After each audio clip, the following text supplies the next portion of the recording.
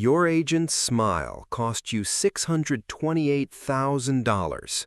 Right now, somewhere in America, a life insurance agent is sliding a contract across a desk and calling it an investment. He's not lying to you. He's just not telling you the whole truth. Two people are about to sit across that same desk this week. Same age, same paycheck, same $500,000 of promise to protect their family. One of them signs, one of them walks out and does something completely different with his money. By the end of this video, you'll know exactly which one becomes a millionaire off this one decision and which one spends the next 30 years quietly paying for 15 minutes in that chair. You probably don't think about life insurance until someone hands you a form and asks you to think about your own death. Most Americans don't. Nobody sits you down at 22 and explains the difference. You just find out when you're already scared enough to sign anything. Meet Brandon and Tyler, both 25, both make $52,000 a year, both live in the same mid-size Ohio city, both just found out they're becoming first-time fathers, and both got the same advice this week. You need life insurance now that you have a family to protect. Same fear, same paycheck, same $500,000 of coverage they both want. Both walk into an insurance meeting for the very first time in their lives. From here, their money stories split completely, and neither one will notice how much it matters for years. Brandon meets his agent first. The agent lays out two numbers: term insurance for $29 a month or whole life insurance for $419 a month. Then he says the line that convinces almost everyone in that chair. Term is renting, whole life is owning. You're not just protecting your family, you're building an asset, and it's guaranteed. Guaranteed is a powerful word when you're 25 and terrified of leaving your newborn with nothing. Brandon signs the whole life policy. It feels responsible. It feels permanent. Nobody tells him his first year of premiums mostly pays the agent's commission, not his family's future. But wait, here's what that guarantee actually costs him. $419 a month is $5,028 a year. Over the next 10 years, Brandon pays in $50,280 of his own money. His policy's cash value at year 10, roughly $29,000, less than he put in, because most of his early premiums went straight to fees, commissions, and the cost of insurance itself, not into anything growing for him. Now, here's what Tyler is doing with the exact same paycheck. Tyler sits down with a different kind of agent, one who sells term life, nothing else. He gets the same $500,000 of coverage for $29 a month, locked in for 30 years. Same family, same protection Brandon has, starting the exact same day. Here's the part that changes everything. Tyler takes the $390 he's not spending on the whole life premium and automates it straight into a low-cost S&P 500 index fund. He never touches it. He never thinks about it again. That one automatic habit is about to turn a $390 difference into a six-figure gap. At year 10, while Brandon's cash value sits at $29,000, Tyler's investment difference has grown to roughly $74,600, using a historical average market return of about 10% a year.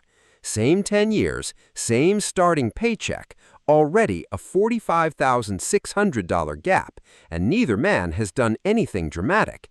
They each just made one decision at 25 and let it run. Fast forward to year 20. Brandon has now paid $100,560 total into his whole life policy. His cash value has crawled up to about $86,000. He still hasn't fully caught up to his own contributions. Tyler's index fund, still fed by that same $390 a month, has grown to roughly $268,000. And this is before we even get to the number that matters most, year 30. Brandon has paid a total of $150,840 into his policy across his working life. His cash value has finally climbed to around $142,000, basically just getting his own money back 30 decades later. Tyler's investment account, funded by nothing more than the premium he never had to pay, $770,000. Same two men, same $500,000 of protection the entire time. One decision at 25 turned into a $628,000 gap by the time their kids were grown and gone. This isn't just Tyler's retirement account anymore. It's his daughter's college tuition, paid in cash. It's a house paid off early instead of refinanced twice. Brandon's kids inherit whatever's left of a policy his agent earned a commission for selling him. Tyler's kids inherit a paid-off future because their dad chose the boring option at 25 and never touched it again. Here's how you make sure you're Tyler in this story, not Brandon. Rule 1. Buy term, not whole life, if you're under 45 and just need to protect your income. Why? Term costs a fraction of whole life for the exact same death benefit because you're only paying for the years you actually need the coverage. How? Get quotes from a term life marketplace like Policy Genius or Ladder and aim for coverage around 10 to 15 times your annual income. What? Match the term length to your years of active earning left. For most people in their 20s and 30s, that's a 20 to 30-year term. Rule 2. Automate the difference before you can spend it.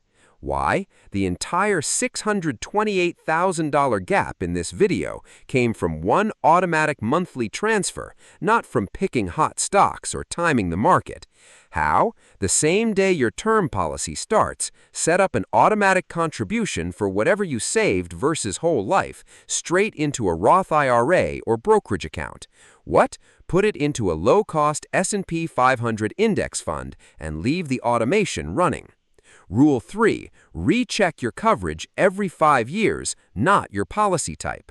Why? Your need for life insurance shrinks as your kids grow up and your investments grow. You're not supposed to need it forever. How? As an old term policy gets close to expiring, ladder a smaller, cheaper term policy underneath it instead of panic buying a permanent policy out of fear. What? By your 40s and 50s, your growing investments, not an insurance policy, become your real safety net.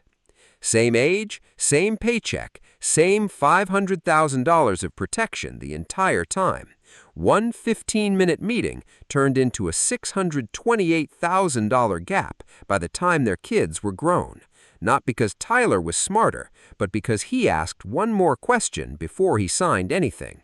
You now know something most people don't figure out until they're the ones sitting in that chair, pen already in hand.